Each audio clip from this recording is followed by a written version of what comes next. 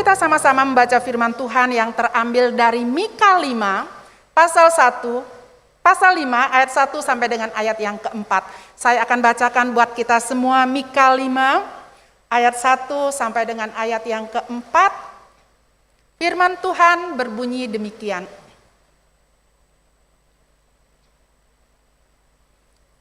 Mika 5 ayat 1 sampai dengan ayat yang keempat.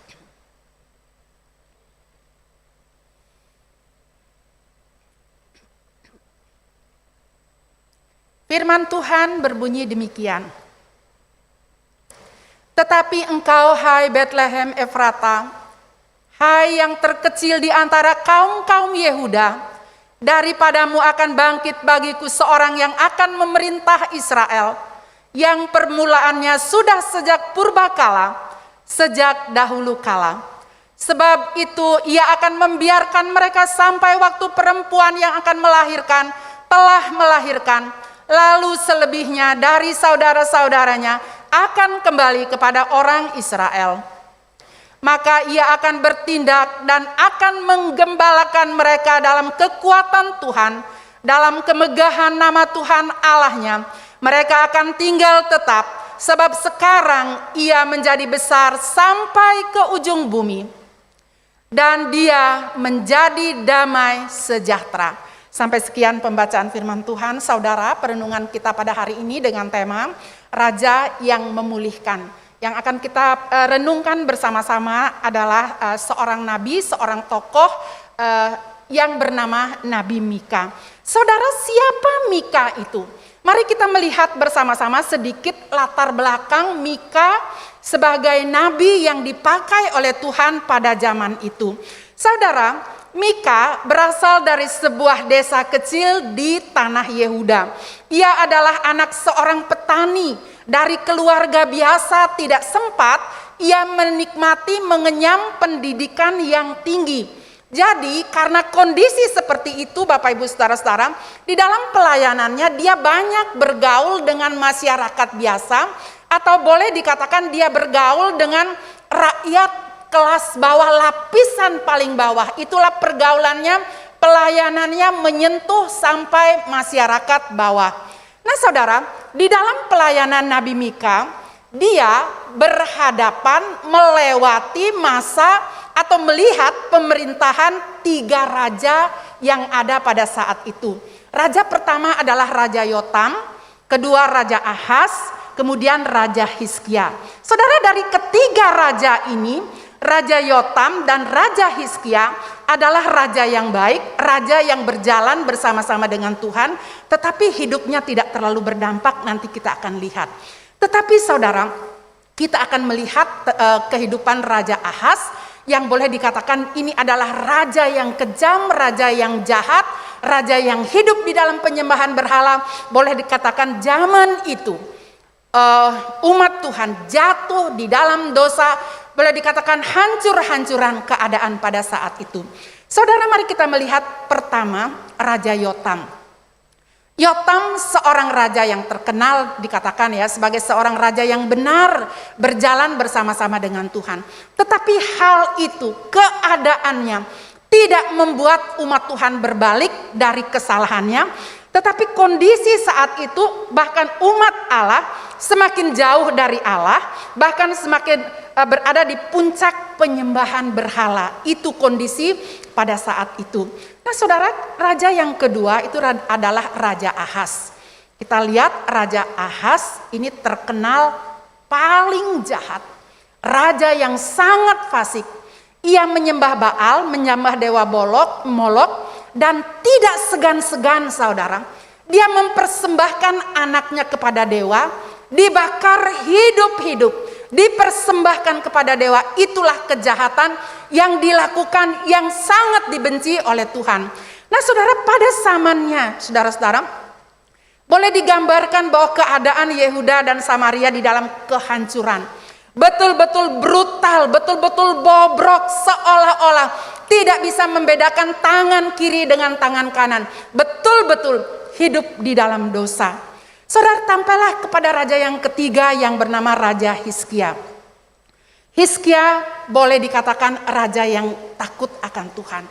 Dia membasmi, saudara, dia membasmi penyembahan berhala. Dia menyucikan bait Allah yang dulu dicemarkan oleh Raja Ahaz. Dia membawa umat Tuhan kembali kepada Tuhan. Tetapi saudara, ternyata pengaruh kebangunan rohani yang berada di dalam dirinya tidak berdampak, saudara. Dia tidak mampu membawa umat Tuhan berbalik kepada Tuhan dengan 100%.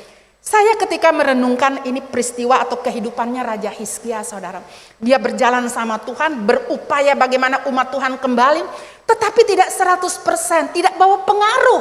Hidup kerohaniannya tidak bawa pengaruh. Saya waktu baca ini saya takut. Takutnya di mana, saudara? Takut hidup tidak berdampak. Takut hidup saya ada tetapi seperti tidak ada. Tidak bawa pengaruh. Bukankah itu sesuatu hal yang menakutkan, saudara? Keadaan seperti itu. Kalau kita melihat, saudara-saudara, membaca kitab bagian firman Tuhan ini, pelayanan Hizkia, kita melihat bersama-sama bagaimana dia berjuang, bagaimana dia dipakai oleh Tuhan, walaupun dia dari desa, walaupun pendidikannya tidak tinggi, walaupun seolah-olah dia hanya seorang anak, seorang petani, tetapi Tuhan dapat memakai dia. Tuhan dapat memberikan dia kekuatan untuk menyerukan pertobatan kepada umat Tuhan pada saat itu. Saudara, kalau kita membaca pasal 1 sampai pasal 3, kemudian pindah ke pasal 7, saudara-saudara, kita dapat melihat dosa pada saat itu menjalar dari istana, dari pemimpin, saudara, sampai ke desa-desa Samaria dan Yehuda. Jadi dosa dari pemimpin, dari istana, menjalar turun dan turun dan turun, semua orang jatuh di dalam dosa. Kalau kita perhatikan, saya dapat mencatat beberapa keadaan pada saat itu, saudara. Para pemimpin dikatakan, kalau saudara membaca di pasal 3 ayat 1 sampai ayat yang keempat, itu seperti singa lapar yang merobek-robek dan menelan anaknya sendiri. Mengerikan gambaran ini. Kemudian dikatakan para nabi, saudara-saudara, bernubuat demi uang. Jadi dia pelayanan karena uang. Dia pelayanan mencari untung pada saat itu. Kemudian yang ketiga, para imam melakukan tugasnya, seharusnya dia mengadili dengan adil, tetapi dia memutarbalikkan kebenaran, dan jelas-jelas mereka memakan suap, saudara. Para imam seharusnya mereka menjadi penyambung lidah umat kepada Allah. Mereka menjual pengajarannya demi uang. Yang kelima dikatakan, saudara-saudara, orang saleh sudah hilang. Tidak ada lagi orang jujur. Orang saleh sudah hilang. Orang baik sudah tidak ada lagi. Orang memutarbalikkan kebenaran. Kemudian orang, saudara-saudara, kalau kita perhatikan, orang terbaik pun sudah menjadi duri di tengah-tengah masyarakat. Teman menjadi lawan. Itu kebrutalan yang sedang terjadi. Kalau kita melihat lagi, saudara, khusus di pasal 3 ini, masih ada dikatakan yang berikutnya. Anak laki-laki menghina ayahnya. Anak perempuan melawan ibunya. Setiap orang menjadi musuh sesamanya. Setiap orang menjadi, boleh dikatakan, bukan hanya musuh. Mereka menjadi di tengah-tengah perjalanan kehidupan mereka seperti serigala. Menerkam orang. Mengerikan sekali, saudara-saudara. Seharusnya umat Tuhan, keluarga itu menjadi pusat pendidikan, pusat penghiburan, saling mengasihi. Ternyata, saudara-saudara, tidak jadi seperti itu. Keluarga menjadi pusat perbantahan. Inilah yang terjadi, Bapak Ibu, saudara-saudara. Demikian keadaan bangsa itu. Rakyat dari pusat sampai ke daerah, mereka hidup di dalam dosa. Nah, saudara, dosa menyebabkan, kalau bisa digambarkan, dosa itu menyebabkan orang gelap, pikiran gelap. Dosa menyebabkan orang kacau pada saat itu. Kalau kita bisa perhatikan kondisi seperti itu, kasih dibalas dengan kebencian, tidak ada kebaikan, tidak ada yang menyenangkan. Kondisi sangat-sangat memprihatinkan. Saudara-saudara, kalau kita perhatikan, renungkan bagian firman Tuhan, kita mengingat bagaimana kasih Tuhan. Saudara, keadilan, kesucian Allah harus ditegakkan. Dosa harus dihukum. Kalau kita membaca Roma pasal 3 ayat yang ke-23, hukuman dosa itu adalah maut. Mengerikan saudara-saudara. Tetapi di tengah-tengah situasi seperti itu, kita dapat melihat muncul ya terang. Seolah-olah seperti matahari baru terbit dari timur. Terang. Yesaya menjelaskan tentang, menubuatkan tentang kelahiran Yesus. Mika menjelaskan dengan jelas di dalam bacaan yang barusan kita baca. Mari kita lihat kembali saudara-saudara. Mika pasal 5 ayat 1. Firman Tuhan memberitahukan kepada kita seperti ini. Tetapi engkau, hai Betlehem Efrata, hai yang terkecil di antara kaum-kaum Yehuda, daripadamu akan bangkit bagiku seorang yang akan memerintah Israel, yang permulaannya sudah sejak purbakala, sejak dahulu kala. Saudara, ini nubuat tentang kelahiran Yesus. Kalau kita membaca sampai dengan ayat yang keempat, dari ayat-ayat ini akan bangkit seorang pemimpin, pribadi yang sudah ada sejak dulu kala. Sebelum dunia dijadikan, dia sudah ada. Dia adalah Allah, saudara dan saya adalah Allah yang kekal. Pribadi yang akan lahir di desa kecil Bethlehem. Kemudian pribadi itu akan memberi damai sejahtera, mendamaikan umat manusia dengan Allah. Saudara, di dalam Mika ini ada 3 hal penting. Raja yang memulihkan. Apa yang dipulihkan saudara? Dia memulihkan identitas saya dan saudara. Yang tadinya musuh Allah, ketika kita percaya kepada Allah, kita menerima pengampunan, status kita dipulihkan, identitas kita dipulihkan dari musuh Allah. Kita diangkat menjadi anak Allah. Itu anugerah yang tidak tergantikan. Saya dan saudara harus mengerti dengan jelas, memegang erat-erat anugerah ini. Kemudian dia akan memberikan keamanan. Kalau kita membaca dengan teliti yang bagian 2 itu, dia datang sebagai gembala, menggembalakan umatnya. Gembala, dia akan memelihara, dia akan menjaga, dia akan menuntun. Dia datang ke dalam dunia ini ketika kita mengerti anugerah Tuhan, dialah yang akan memelihara hidup saya dan saudara. Dan yang ketiga, dia akan memberikan kedamaian yang sejati. Saudara-saudara yang saya kasih di dalam Tuhan, inilah Raja yang kita rayakan di dalam bulan ini. Raja yang memulihkan hidup saya dan saudara. Nah, saudara-saudara yang saya kasih di dalam Tuhan, kita bersyukur kepada Tuhan.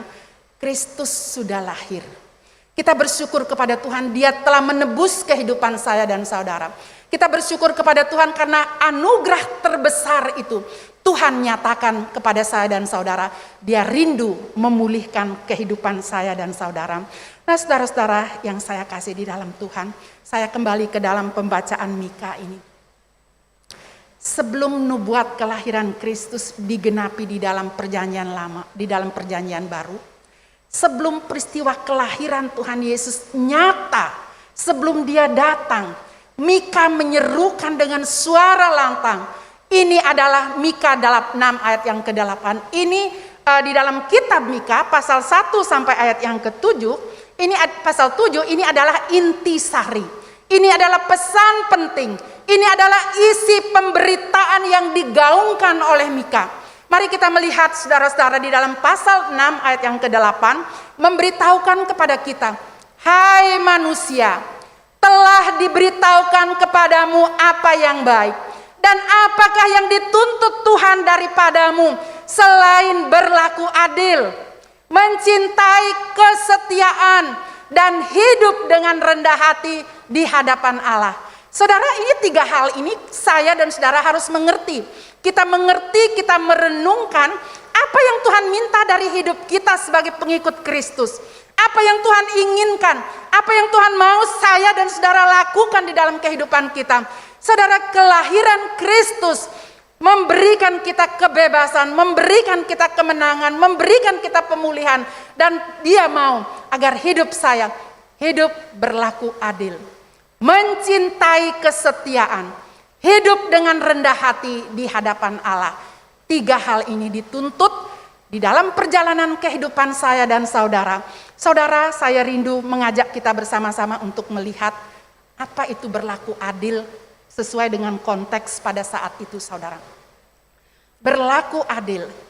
Tadi saya katakan para hakim itu menjalankan tugasnya tidak benar. Dia cari untung, dia cari uang, dia perjualbelikan jabatannya pada saat itu. Kalau di sini ya, para hakim harus mempertahankan kebenaran, tidak memutarbalikkan kebenaran demi uang. Segala bentuk ketidakadilan seperti pemerasan, main hakim sendiri, tidak jujur harus dihentikan. Saudara, hari ini saya dan saudara tidak duduk, tidak memiliki jabatan seperti hakim.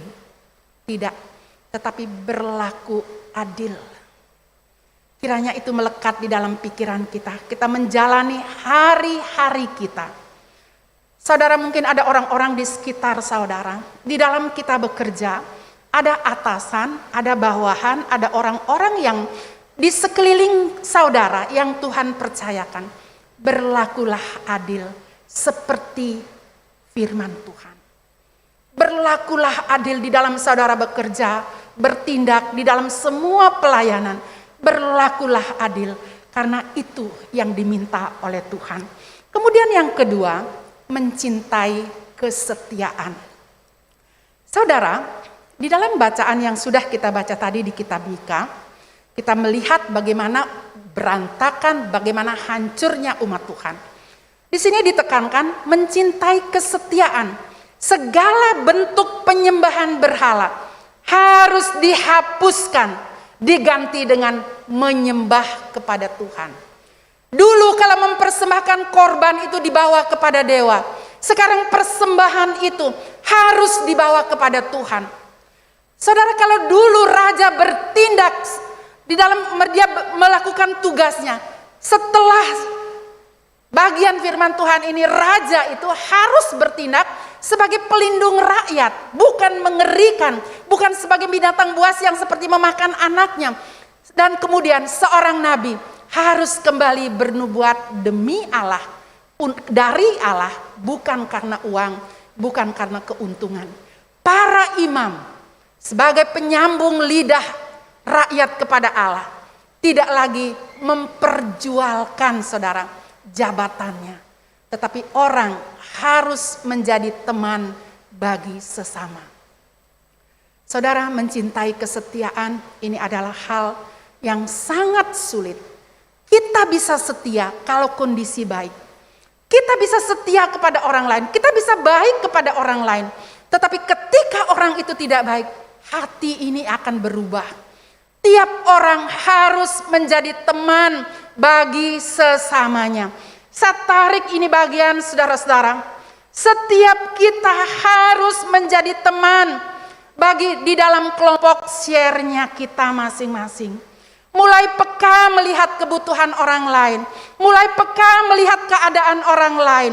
Mulai terus bertanya kepada Tuhan, Tuhan, apa yang saya bisa buat di kelompok? Kami rindu bersama-sama. Kami rindu memiliki mata yang tajam melihat kebutuhan orang lain. Karena Tuhan mau agar saya dan saudara mencintai kesetiaan. Kemudian yang ketiga, saudara, rendah hati di hadapan Tuhan. Segala kesombongan, segala penindasan, segala penghinaan harus dihentikan. Diganti dengan apa? Saling menghormati. Menganggap orang lain lebih utama dari dirinya sendiri. Kemudian saling mengutamakan kepentingan orang lain. Inilah yang Tuhan mau saya dan saudara belajar. menjelang kita merayakan Natal, menjelang kita memasuki bulan Desember, di dalam kita mengakhiri tahun ini, kiranya Tuhan membuat saya dan saudara bertumbuh di hadapan Tuhan. Nah, saudara-saudara yang saya kasih dalam Tuhan, kalau kita berbicara tentang raja yang memulihkan, raja yang menyembuhkan, Kristus datang memulihkan. Yang menjadi pertanyaan, apa yang perlu dipulihkan, saudara? Pertama yang harus dipulihkan, yang menjadi dasar adalah hati kita. Hati saya, hati saudara harus dipulihkan. Saudara-saudara, hati ini merupakan sumber perasaan kita. Tetapi di dalam hati ini banyak sekali tersimpan kepahitan, luka, kekecewaan, dan banyak hal tersimpan di hati kita yang membuat kita kehilangan anugerah Tuhan dan kekuatan yang Tuhan sediakan. Saya mau katakan, tidak cukup kita percaya kepada Tuhan, dosa-dosa kita diampuni, kita mengakui Dia anak Allah, Dia sudah mati menggantikan dosa-dosa kita. Tidak cukup kita memiliki iman seperti itu, saudara.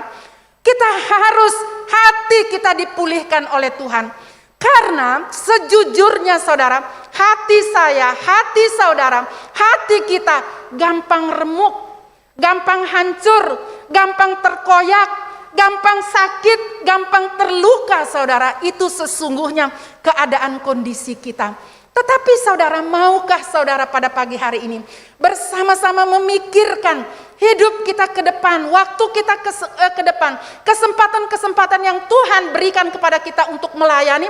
Ada banyak kesempatan, ada banyak peluang yang Tuhan berikan kepada saya dan saudara untuk kita melakukan, terlibat di dalam pekerjaan Tuhan. Tidak hanya kita menerima pengampunan, ada banyak pintu terbuka, tetapi harus diawali dengan pemulihan dari hati kita. Nah, saudara-saudara yang dikasih oleh Tuhan, setelah hati kita dipulihkan oleh Tuhan, apa yang kita harus miliki, saudara? Kita harus memiliki kekuatan batin hati kita. Yang menjadi pertanyaan, bagaimana kita menguatkan batin kita? Pelayanan begitu banyak, pekerjaan begitu banyak. Saudara mempunyai tanggung jawab di dalam keluarga, saudara mempunyai tanggung jawab di dalam pekerjaan. Saudara ketemu orang banyak, saudara ketemu orang dengan karakter yang berbeda. Saya dan saudara harus memiliki kekuatan lebih daripada orang lain. Yang menjadi pertanyaan, bagaimana kita mulai? Apa yang harus kita lakukan, saudara? Tidak ada pilihan lain. Saya dan saudara harus membangun kehidupan doa kita secara teratur setiap hari. Tidak ada jalan lain. Mungkin saudara akan berkata, bosan. Terus-terus berdoa, terus-terus disuruh berdoa, terus-terus disuruh lakukan ini. Tidak ada jalan lain, saudara. Kalau kita saudara mau dipulihkan, mau hidup kita berdampak, pekerjaan kita berdampak, saya mau katakan, apapun yang saudara usahakan, bekerja di titik mana saudara berada dan tinggal di situ, di lingkungan di mana saudara tumbuh dan tinggal, itu harus melihat warna tersendiri, keadaan yang berbeda, karena ada anak Tuhan yang memiliki kekuatan di sana. Oleh sebab itu, kita harus memiliki kekuatan batin lebih dengan cara membangun kehidupan doa kita setiap hari.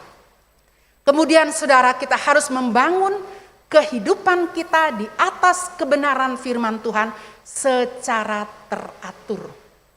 Saudara, ada yang tanya seperti ini. Memang perlukah baca Alkitab setiap hari? Saya sudah tahu sudah berapa kali baca itu firman. Kan tidak berubah ceritanya, tetap begitu-begitu. Memang betul saudara, tidak berubah ceritanya. Tetapi setiap kita membaca, coba deh saudara, coba saudara lakukan.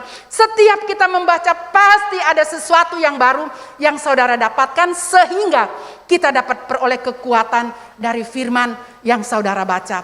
Karena firman itu betul-betul hidup. Firman itu betul-betul berkuasa. Firman itu betul-betul mengubah hidup kita. Firman itu mengubah nasib kita untuk kita melihat anugerah demi anugerah di dalam perjalanan kehidupan kita. Saudara yang dikasih oleh Tuhan, kemudian cara yang ketiga untuk membangun kekuatan batin kita, bangunlah kehidupan penyembahan kepada Tuhan setiap hari. Sembahlah Dia. Bersyukur saudara di gereja, di kelas katekesasi, kemudian di kelas kambium, kita sudah mengikuti bersama-sama pelajaran-pelajaran. Saya sangat diberkati ketika masuk di dalam saat teduh, kemudian ketika masuk juga di dalam doa, diajarkan berdoa. Jurnal doa itu penting. Jurnal doa itu tidak cukup ada di kepala kita. Jurnal doa itu kalau kita buat saudara, buat sesuai dengan tuntunan di sana, saudara akan memiliki kekuatan berbeda saudara. Saudara akan memiliki kekuatan berbeda untuk menyikapi keadaan-keadaan yang sedang terjadi. Itu hadiah untuk saudara.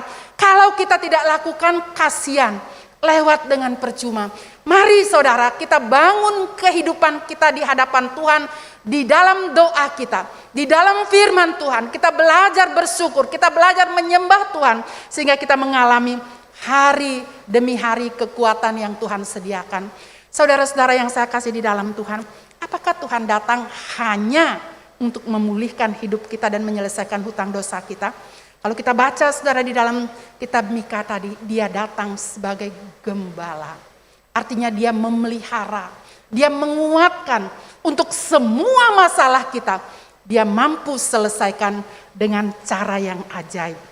Saudara, Raja yang memulihkan. Saya mendapat satu kalimat, kiranya di dalam anugerah Tuhan, dengan pertolongan Tuhan, Raja yang memulihkan, respon saya dan saudara harus fokuskan hidup kita untuk mentaati firman Tuhan. Ini bagian terakhir saudara, Raja yang memulihkan. Respon saya, respon saudara, tidak ada jalan lain. Kita melewati pelayanan kita ke depan, tahun depan. Ada banyak hal yang Tuhan percayakan untuk saudara dan saya lakukan. Di dalam keluarga mungkin ada target-target yang ingin dicapai tahun depan. Jangan lupakan, kita buat target di dalam pekerjaan itu sangat baik. Mari buatlah target untuk kehidupan kerohanian saudara. Fokuskan hidupku untuk mentaati firman Tuhan. Dimanapun saudara berada, siapapun saudara, orang besar, orang kecil, orang yang tidak berpendidikan, orang yang tinggi sekolahnya, fokuskan hidupmu untuk mentaati firman Tuhan hari lepas hari.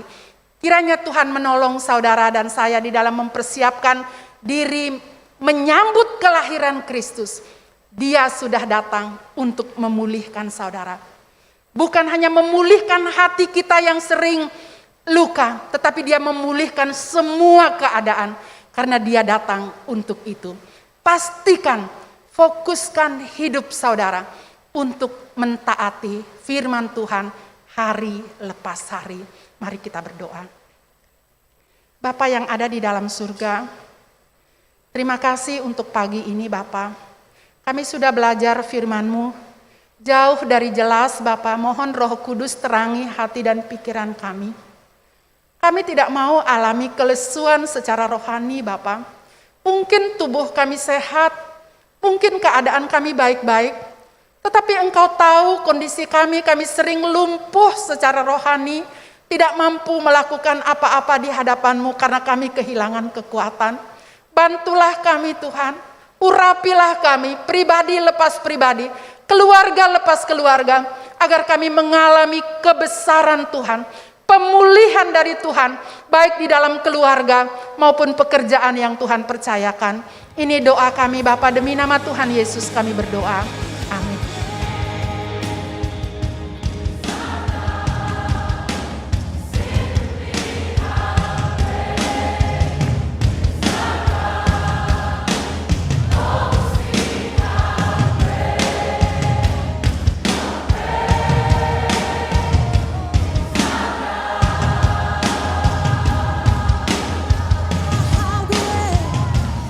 How great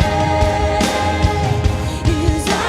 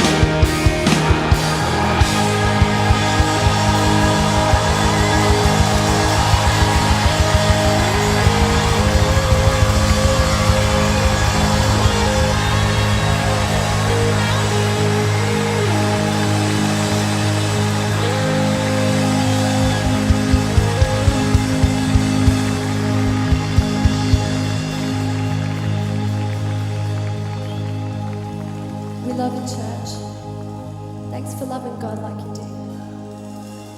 Thanks for loving God like you do. Be blessed. Go from strength to strength in Jesus' name. Amen. Amen. Amen. Hallelujah.